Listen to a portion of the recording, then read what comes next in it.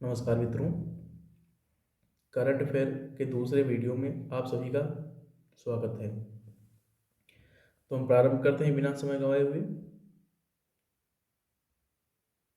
हमारा पहला प्रश्न है, निम्नलिखित में से किस संगठन के सदस्य राज्यों ने नवंबर के पहले गुरुवार को साइबर बुलिंग सहित स्कूल में हिंसा और धमकाने के खिलाफ अंतर्राष्ट्रीय दिवस के रूप में घोषित किया है? तो इसमें चार विकल्प दिए हुए हैं।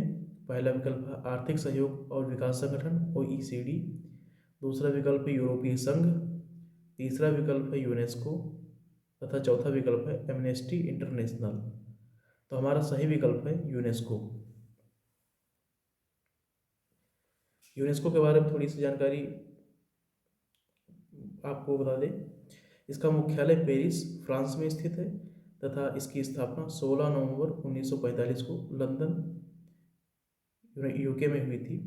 भारत इसका फाउंडिंग मेंबर है। अगला हम प्रश्न देखते हैं। दूसरा प्रश्न है, निम्नलिखित कथन पर विचार कीजिए। पहला कथन है, संविधान का अनुच्छेद 222 एक न्यायाधीश को एक उच्च न्यायालय से दूसरे उच्च न्यायालय में स्थानांतरित करने का प्रावधान करता है। दूसरा कथन है, अनुच्छेद 222 किसी उच्च न्यायालय के मुख्य न्यायाधीश के स्थानांतरण का प्रावधान नहीं करता है।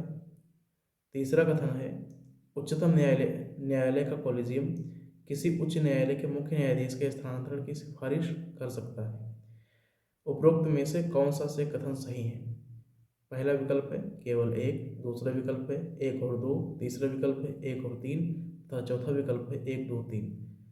तो हम अपने तीनों कथनों को पहले जांचते हैं, उसके बाद हम सही विकल्प की ओर बढ़ेंगे।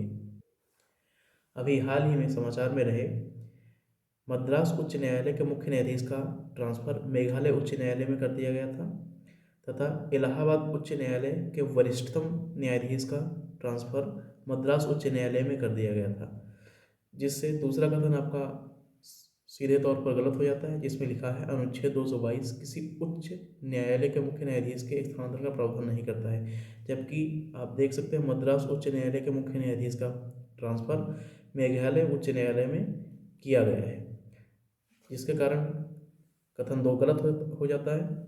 कथन दो गलत होने पर हमारे दो विकल्प गलत हो जाते हैं, विकल्प बी और विकल्प डी। अब कथन एक को हम देखते हैं। संविधान का अनुच्छेद 222 एक न्यायाधीश को एक उच्च न्यायालय से दूसरे उच्च न्यायालय में स्थानांतरित करने का प्रावधान करता है। तो ये भी आप देख सकते हैं इलाहाबाद उच्च न्यायालय के वरिष्ठतम न्यायाधीश का ट्रांसफर मद्रास उच्च न्यायालय में किया गया है। ये अनुच्छेद 222 के अंतर्गत ही किया गया है, तो पहला कथन गलत हो जाएगा। दूसरी तरीके से हम ये जान सकते हैं कि ए और सी में दोनों में कथन ए कॉमन है, जिसकी वजह से सही हो सकता है।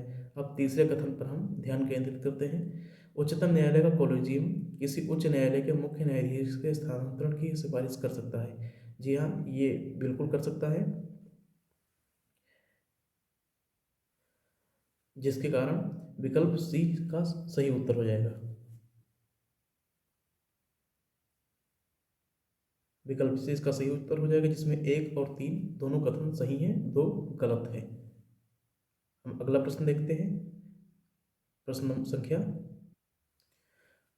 संख्या 3, वजीरेक्स, क्वाइन स्विच कुबेर और क्वाइन डिजी एक्स उदाहरण है, किसके उदाहरण है? पहला विकल्प है हमारा सेंट्रल बैंक डिजिटल मुद्राएं। दूसरा विकल्प है क्रिप्टो एक्सचेंज। तीसरा विकल्प है क्रिप्टो करेंसी। चौथा विकल्प है डिजिटल वॉलेट। तो ये उदाहरण है क्रिप्टो एक्सचेंज के, जहाँ पर हम क्रिप्टो करेंसी को बदल सकते हैं। तो विकल्प बी इसका सही हो जाएगा। अगला प्रश्न हम देखते हैं, जो चौथा प्रश्न है।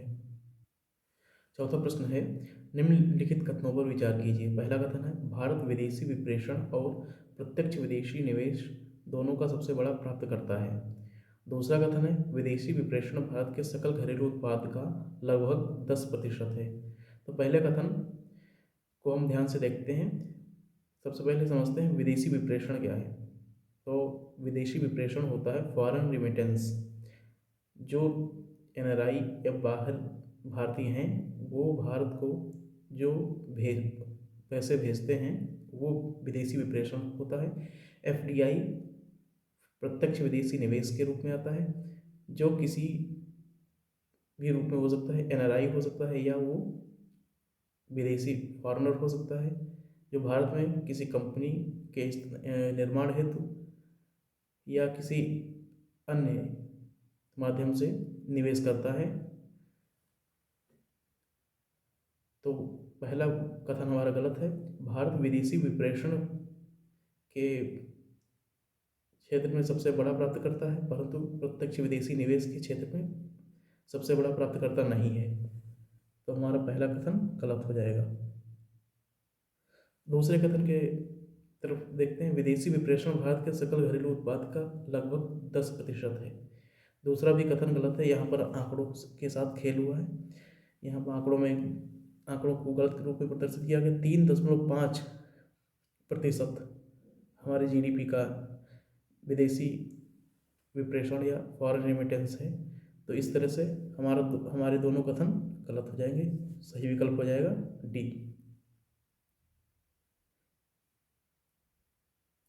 ये न तो एक न तो दो, दोनों ही गलत हैं, क्योंकि 10% की जगह पर 3.5% उत्तर इसका सही है।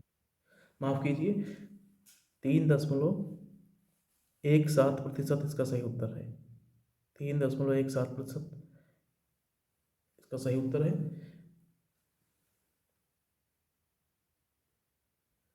पांचवा प्रश्न है, वार्षिक वित्तीय विवरण एनुअल फाइनेंशियल स्टेटमेंट एएफएस में शामिल है।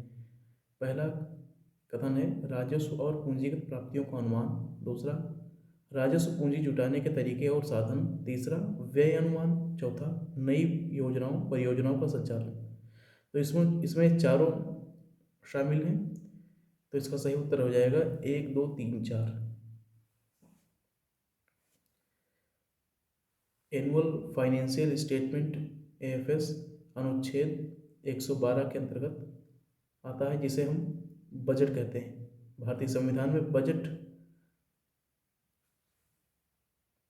बजट शब्द का उल्लेख नहीं किया गया है, जिसमें जो वार्षिक वित्तीय विवरण के तौर पर अनुच्छेद 112 में वर्णित किया गया है। देखने के लिए आप सभी का धन्यवाद तथा हमारे वीडियो को आप लाइक, शेयर एवं चैनल को हमारे सब्सक्राइब कीजिए तथा अपने साथियों के साथ वीडियो को शेयर कीजिए। देखने के लिए बहुत बहुत धन्यवाद। जय हिंद।